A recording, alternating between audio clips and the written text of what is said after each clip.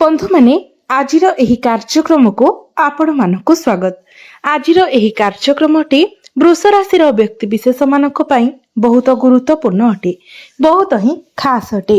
कारण आजिर एही वीडियो रे आमे माने जानिबा जे वृष राशि व्यक्ति विशेष मानक पई फेब्रुआरी 2026 किपरि रहिबो। एही फेब्रुआरी मासरे आपणकर जीवन रे कोन सब विशेष हेबा पई जाउछि, केउ सब विशेष परिवर्तन आपणक जीवन रे घटिबाकू जाउछि। एही फेब्रुआरी मासरे आपणकर स्वास्थ्य, शिक्षा, प्रेम जीवन, वैवाहिक जीवन, भाग्य, क्यारियर एवं व्यापार वाणिज्यर स्थिति किभଳି रहिबो, नवग्रहंकर स्थिति किभଳି रहिबो, नवग्रह आपणकू केउ भଳି फल प्रदान करिबारे सक्षम हेबे, एहा सहित अशुभत्व प्रदान करुथिबा ग्रहमानक पई किछि विशेष प्रतिकार मध्य जानिबा। सेथिपाई आपणकर जदि वृष राशि होइथाय तो वीडियोटी को लाइक करी चैनलटी को सब्सक्राइब करी देबे एवं कमेंट बॉक्स रे भक्ति एवं श्रद्धार सहित जय श्री जगन्नाथ, जय मां लक्ष्मी निश्चय लिखिबे। तो बंधु माने आसंतु आरंभ करिबा आजिर एही कार्यक्रम को, जहा आपणकर जन्म राशि तथा चंद्र राशि उपरे आधारित अटे। तेबे राशि चक्रर 12 गोटी राशि मध्यरु द्वितीय राशि हेउछि वृष राशि एवं वृष राशि राशिधिपति हेउछंती शुक्र। तो बंधु माने फेब्रुआरी मास आरंभ रे शुक्र आपणकर नवम भावरे गोचर करिवे। शुक्रंक सहित बुध, मंगल एवं सूर्य मध्य आपणकर नवम भावरे गोचर करिवे। आपणकर द्वितीय भावरे गोचर करिवे गुरु, आपणकर चतुर्थ भावरे गोचर करिवे केतु, दशम भावरे गोचर करिवे राहु एवं एकादश भावरे गोचर करिवे शनि। तो सर्वप्रथमे आसंतु जानिबा आपणकर स्वास्थ्य किभଳି रहिबो एही फेब्रुआरी 2026 रे। तो बंधु माने कुंडलीर प्रथम भावटी होइथाय आपणकर स्वास्थ्यर भाव, इम्युनिटी सिस्टम रो भाव एवं आपणकर प्रथम भावर अधिपति हेउछंती शुक्र। शुक्र आपणकर नवम भावरे गोचर करूछंती एवं 6 फेब्रुआरी को आपणकर दशम भावरे प्रवेश करिवे। तो स्वास्थ्य आपणकर फेब्रुआरी मासरे बहुत भल रहिबो। एमिति कि पूर्वरु जदि आपणकर कोनोसी भी स्वास्थ्य जनित समस्या थिला तो से सब मध्य दूर होई जिवो। आपण निजको स्वास्थ्यवान अनुभव करिवे, आपणकर इम्युनिटी सिस्टम स्ट्रांग रहिबो। किंतु शनिकर दृष्टि जेहेतु आपणकर प्रथम भाव उपरे रहुछि, तेणु आपण टिके ओवर थिंकिंग करि पारंती। तेणु जदि पारुछंती तो ओवर थिंकिंग थारु दूरे रहंतु, नचेत स्वास्थ्य आपणकर बहुत भल रहिबो। एबे आसंतु जानिबा आपणकर शिक्षा क्षेत्र किभଳି रहिबो एही फेब्रुआरी 2026 रे। तो बंधु माने कुंडलीर पंचम भावटी होइथाय आपणकर शिक्षार भाव। तो आपणकर पंचम भावर अधिपति हेउछंती बुध। बुध आपणक कुंडलीर नवम भावरे गोचर करूछंती एवं 4 फेब्रुआरी को आपणकर दशम भाव को प्रवेश करिवे।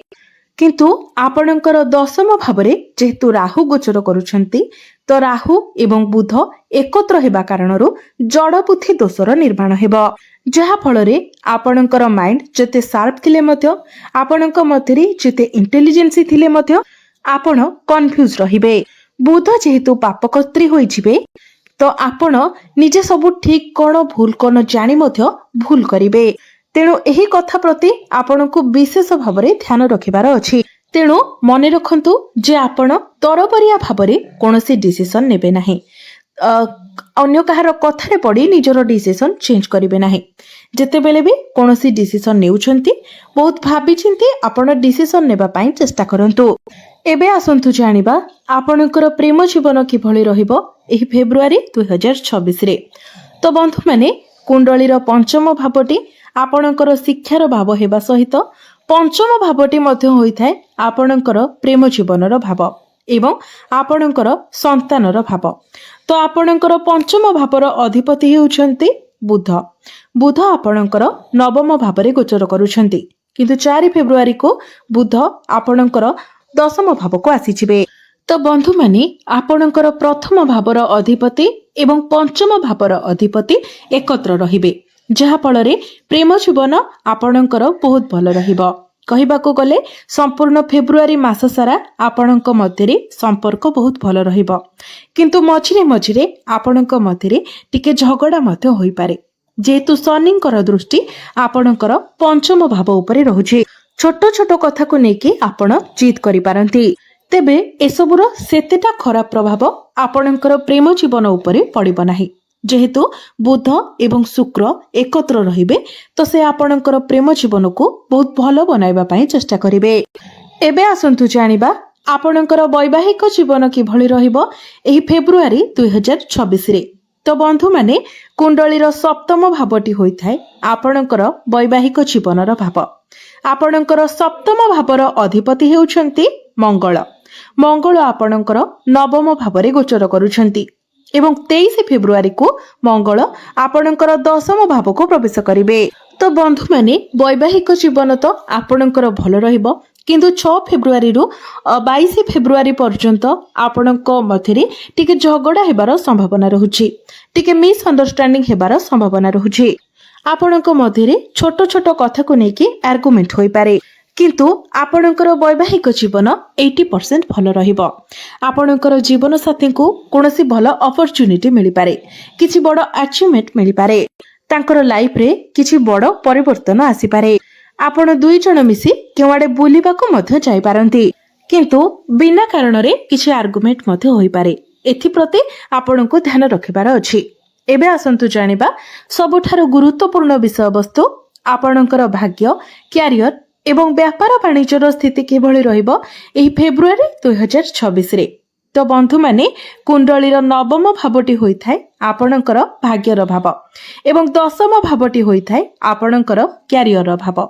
आपणकर नवम भावर अधिपति हेउछंती शनि, जे कि आपणकर एकादश भावरे लाभ स्थान रे गोचर करूछंती एवं आपणकर भाग्य भावरे सूर्य, बुध, शुक्र एवं मंगल चतुर्ग्रही जोगर निर्माण करूछंती।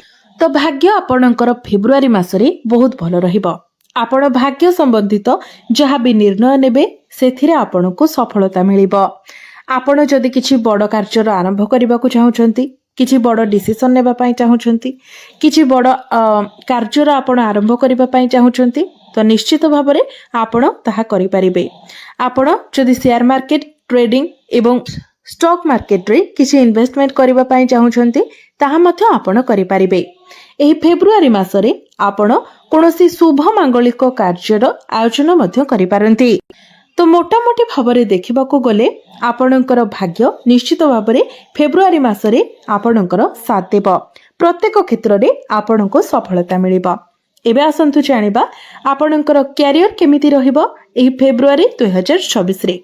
तो बंधु माने आपणकर दशम भावर अधिपति होचंती शनि, जे कि आपणकर एकादश भावरे लाभ स्थान रे गोचर करूछंती एवं आपणकर दशम भावरे गोचर करूछंती राहु। तेबे धीरे धीरे जो चारोटी ग्रह आपणकर नवम भावरे अछंती सेही चारोटी ग्रह आपणकर दशम भाव को चली आसीबे। तेबे कार्य क्षेत्र रे आपणको उपरको टिके अधिक रेस्पोंसिबिलिटी आसी पारे किंतु आपणको मध्यरे कॉन्फिडेंस लेवल मध्य बहुत भल रहिबो। आपण निजरो काम को एक्सेप्ट करिवे, आपण निजरो काम को एन्जॉय करिवे, आपण हार्ड वर्क छाड़ी स्मार्ट वर्क करबा को पसंद करिवे। कार्य क्षेत्र रे आपणको प्रशंसा मध्य मिलिबो। निजरो कार्य करिबार शैली द्वारा आपण प्रशंसित हेबे। ग्रह मानकर स्थिति एभଳି रहुछि जहा फଳରେ एही फेब्रुआरी मासरे आपण निजरो टैलेंट द्वारा निजरो कार्य करिबार शैली द्वारा किछि बड़ अचीवमेंट पाई पारंती, प्रशंसार पात्र होई पारंती। कारण राहु जेहेतु आपणकर दशम भावरे अछंती तो राहु आपणको बहुत अधिक स्मार्ट बनाइबे, आपणको चतुर चालाक बनाइबे, आपणकर माइंड शार्प रहिबो। तो क्यारियर को नेकी फेब्रुआरी मासटी आपणको पई 99% भल रहिबो। जदि आपण निजर क्यारियर रे किछि परिवर्तन चाहुथिले तो भाग्य आपणकर साथ देबो। बिजनेस कथा जदि कहिबा तो बिजनेस मध्य फेब्रुआरी मासरे आपणकर बहुत भल रहिबो। आपण जदि लुहा सह जड़ित किछि काम करूछंती, इलेक्ट्रोनिक सह जड़ित किछि काम करूछंती, ट्रैवलिंग रो काम करूछंती, इंपोर्ट एक्सपोर्ट रो काम करूछंती, पेट्रोलियम गैस जड़ित किछि कार्य करूछंती तो एई सबुरे आपणको बहुत अधिक सफलता मिलिबो। ଯଦି ଆପଣ ଏଗ୍ରିକଲଚର କାମ କରୁଛନ୍ତି ତ ସେଥିରେ ମଧ୍ୟ ଆପଣ ବହୁତ ଅଧିକ ଲାଭାନ୍ୱିତ ହେବେ। ତ ଏବେ ଆସନ୍ତୁ ଜାଣିବା କିଛି ଉପାୟ ବିଷୟରେ, ଯେଉଁ ଉପାୟ ଗୁଡ଼ିକ କରିବା ଦ୍ୱାରା ଆପଣଙ୍କୁ ଅଧିକ ମାତ୍ରାରେ ଶୁଭ ଫଳ ପ୍ରାପ୍ତି ହେବ ଏବଂ ଯାହା ସବୁ ଅଶୁଭତ୍ୱ ରହୁଛି ସେଗୁଡ଼ିକ ମଧ୍ୟ ଖଣ୍ଡନ ହୋଇଯିବ। ତ ସେଥିପାଇଁ ଆପଣ ପ୍ରତ୍ୟେକ ଦିନ ଶୁକ୍ରଙ୍କର ବୀଜ ମନ୍ତ୍ର 108 ଥର ଜପ କରନ୍ତୁ। ପ୍ରତ୍ୟେକ ଦିନ ଆପଣ ହନୁମାନ ଚାଳିଶାର ପାଠ କରନ୍ତୁ। ପ୍ରତ୍ୟେକ ଦିନ ଆପଣ ଉଦିତ ସୂର୍ଯ୍ୟଙ୍କୁ ତମ୍ବା ପାତ୍ରରେ ଜଳାର୍ଘ୍ୟ ଅର୍ପଣ କରନ୍ତୁ ଏବଂ ପ୍ରତ୍ୟେକ ଦିନ ଆପଣ ଓମ୍ ନମଃ ଶିବାୟ ମନ୍ତ୍ର ମଧ୍ୟ 108 ଥର ଜପ କରନ୍ତୁ। ନିଶ୍ଚିତ ଭାବରେ ଆପଣଙ୍କୁ ଅଧିକ ମାତ୍ରାରେ ଶୁଭ ଫଳ ପ୍ରାପ୍ତି ହେବ। ତ ବନ୍ଧୁମାନେ, ଆପଣଙ୍କର ଜୀବନ ମଙ୍ଗଳମୟ ହେଉ, ଏହା ହିଁ ଈଶ୍ୱରଙ୍କ ନିକଟରେ ମୋର ପ୍ରାର୍ଥନା। ଧନ୍ୟବାଦ।